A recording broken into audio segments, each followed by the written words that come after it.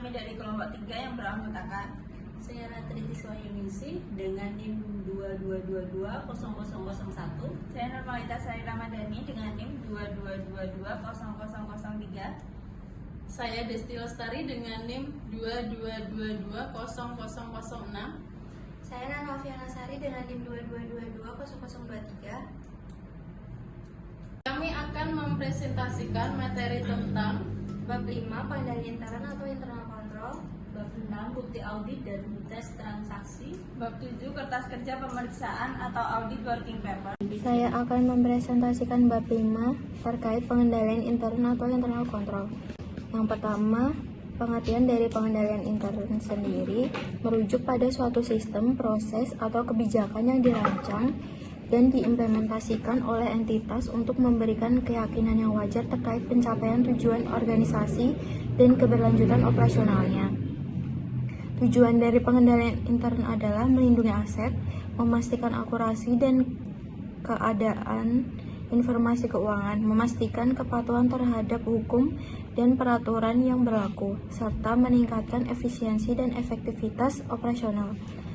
Pengendalian intern melibatkan keterlibatan berbagai pihak di dalam organisasi, termasuk dewan direksi, manajemen, dan personel lainnya.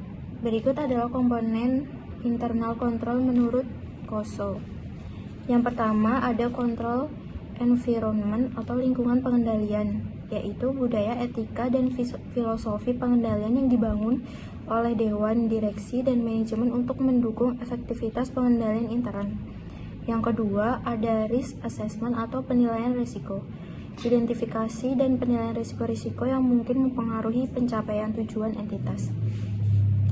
Yang ketiga, control activities atau control procedures atau kegiatan pengendalian, yaitu langkah-langkah konkret untuk mengelola risiko dan mencapai tujuan termasuk kebijakan dan prosedur operasional. Yang keempat, information and communication atau informasi dan komunikasi, yaitu pengumpulan, pengelolaan, dan pertukaran informasi yang relevan untuk mendukung pengendalian intern. Yang terakhir, monitoring atau pemantauan, proses evaluasi berkelanjutan untuk memastikan bahwa pengendalian intern berfungsi seperti yang diharapkan dan memberikan keyakinan yang wajar. Yang kedua, hubungan pengendalian intern dengan ruang lingkup atau skop pemeriksaan. Pengendalian intern yang lemah dalam suatu perusahaan dapat menyebabkan risiko tinggi terjadinya kesalahan, ketidakakuratan, atau kecurangan. Bagi akuntan publik, ini berpotensi menimbulkan risiko memberikan opini audit yang tidak sesuai dengan kenyataan jika auditor tidak berhati-hati dan tidak mengumpulkan bukti yang memadai. Untuk mengantisipasi risiko tersebut, jika evaluasi pengendalian intern menunjukkan kelemahan, auditor perlu memperluas cangkupan pemeriksaan saat melakukan substantif tes. Sebaliknya, jika pengendalian dianggap efektif, auditor dapat menyempitkan cakupan pemeriksaan. Evaluasi yang teliti terhadap pengendalian intern menjadi kunci untuk mengambil langkah-langkah pemeriksaan yang tepat dan memberikan opini audit yang akurat. Misalnya, pada waktu mengirim konfirmasi piutang, jumlah konfirmasi yang dikirimkan harus lebih banyak. Yang kedua, pada waktu melakukan observasi atau stock of name, tes atas perhitungan fisik persediaan harus lebih banyak.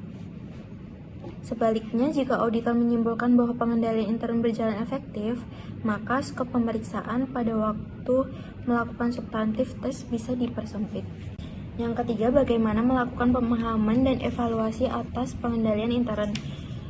Auditor perlu mendokumentasikan pemahamannya tentang komponen pengendalian intern untuk perencanaan audit. Bentuk dan isi dokumentasi tergantung pada ukuran, kompleksitas, dan sifat pengendalian intern entitas. Dokumentasi dapat berupa bagan alir, kuesioner, atau tabel keputusan untuk entitas besar dan kompleks. Sementara entitas kecil memadai dengan memorandum. Semakin kompleks dan luas pengendalian, semakin besar dokumentasi yang diperlukan oleh auditor. Pemahaman dan evaluasi pengendalian intern memainkan peran krusial dalam pemeriksaan oleh akuntan publik, mempengaruhi keamanan aset, kepercayaan laporan keuangan, durasi pemeriksaan, biaya audit, dan jenis opini yang diberikan. Terdapat 3 metode untuk melakukan pemahaman dan evaluasi pengendalian intern, yaitu yang pertama, Internal Control Questionnaire atau ICQ adalah metode umum yang digunakan oleh kantor akuntan publik atau KAP karena dianggap sederhana dan praktis. KAP sering memiliki set ICQ standar yang dapat digunakan untuk memahami dan mengevaluasi pengendalian intern di berbagai jenis perusahaan. ICQ biasanya berisi pertanyaan dengan opsi jawaban ya, tidak, atau tidak relevan.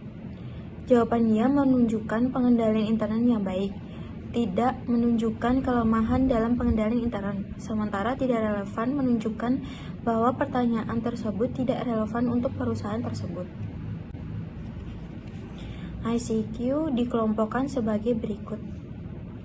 Yang pertama, umum. Biasanya pertanyaan menyangkut struktur organisasi, pembagian tugas dan tanggung jawab, akta pendirian, dan pertanyaan umum lainnya mengenai keadaan perusahaan. Yang kedua, akuntansi. Pertanyaan-pertanyaan menyangkut keadaan pembukuan perusahaan, misalnya, apakah proses pembukuan dilakukan secara manual atau computerized. Jumlah dan kualifikasi tenaga di bagian akuntansi, dan lain-lain. Yang ketiga, siklus penjualan, piutang, penerimaan kas. Pertanyaan-pertanyaan menyangkut sistem dan prosedur yang terdapat di perusahaan dalam siklus penjualan atau kredit dan tunai, utang dan pengeluaran kas. Yang keempat, siklus pembelian, utang, pengeluaran kas. Pertanyaan-pertanyaan menyangkut sistem dan prosedur yang terdapat di perusahaan dalam siklus pembelian maupun yang kredit dan tunai, utang dan pengeluaran kas. Yang kelima, persediaan. Pertanyaan-pertanyaan menyangkut sistem dan prosedur penyimpanan dan pengawasan fisik persediaan, sistem pencatatan dan metode penilaian persediaan, dan stok on-hand. Yang keenam, surat berharga atau securities. Pertanyaan-pertanyaan menyangkut surat berharga, otorisasi untuk pembelian dan penjualan surat berharga dan penilaiannya. Yang ketujuh, aset tetap. Pertanyaan-pertanyaan menyangkut sistem dan penambahan dan pengurangan aset tetap, pencatatan dan penilaian aset tetap, dan lain-lain. Yang terakhir, gaji dan upah. Pertanyaan-pertanyaan menyangkut kebijakan personalia atau human resource development serta sistem dan prosedur pembayaran gaji dan upah. Hal yang perlu diperhatikan metode ICQ. Yang pertama, ada auditor harus menanyakan langsung pertanyaan-pertanyaan di ICQ kepada staf dan kemudian mengisi sendiri jawabannya. Jangan sekedar menyerahkan ICQ kepada klien untuk diisi.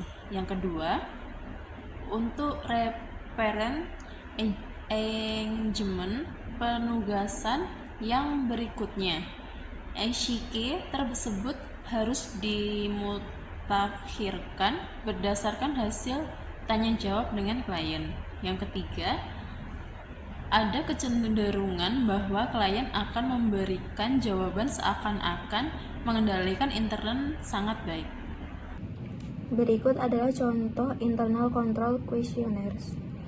Yang pertama, itu contoh gambar internal control questionnaire atau ICQ yang umum, dan yang kedua itu adalah yang akuntansi. Kedua adalah metode bagan arus atau flowchart. Flowchart adalah representasi visual dari arus dokumen dalam sistem dan prosedur suatu unit usaha, seperti pembelian, utang, dan pengeluaran kas. Misalnya, dalam flowchart pembelian, dokumen mengalir dari permintaan pembelian hingga pelunasan utang terkait. Auditor yang terlatih cenderung memilih menggunakan metode flowchart karena memungkinkan mereka dengan cepat mengidentifikasi kelemahan dan kelebihan dalam sistem dan prosedur. Untuk menjaga relevansi, auditor harus secara rutin memperbaharui flowchart untuk mencerminkan perubahan dalam sistem dan prosedur perusahaan. Setelah pembuatan flowchart, auditor melakukan worktalk atau dengan menguji 2 atau 3 dokumen untuk memastikan prosedur yang dijalankan sesuai dengan yang digambarkan dalam flowchart. Sebagai contoh, auditor bisa mengambil suatu set dokumen untuk pelunasan utang yang berasal dari pembelian persediaan secara kredit dan memeriksa apakah semua dokumen terkait telah diproses sesuai dengan prosedur yang dijelaskan dalam flowchart pembelian. Berikut adalah contoh flowchart untuk prosedur pembelian, utang, dan pengeluaran kas.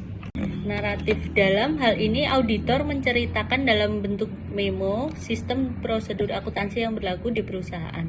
Misalnya, prosedur pengeluaran kas. Cara ini bisa digunakan untuk klien kecil yang pembukuannya sederhana. Berikut ini adalah contoh bentuk naratif sistem dan prosedur pengeluaran kas dan bank. Keterbatasan pengendalian intern entitas. Pengendalian intern meskipun dirancang dan dioperasikan dengan baik, hanya dapat memberikan keyakinan memadai terkait pencapaian tujuan pengendalian intern entitas bagi manajemen dan dewan komisaris.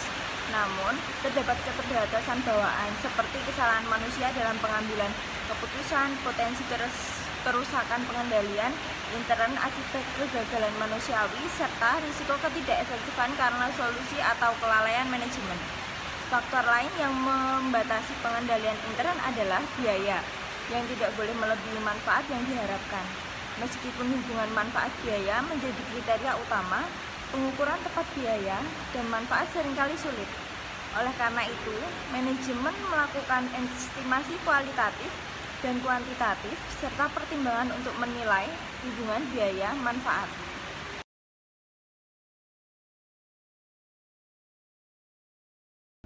Sekian presentasi dari kami, kurang lebihnya mohon maaf. Wassalamualaikum warahmatullahi wabarakatuh.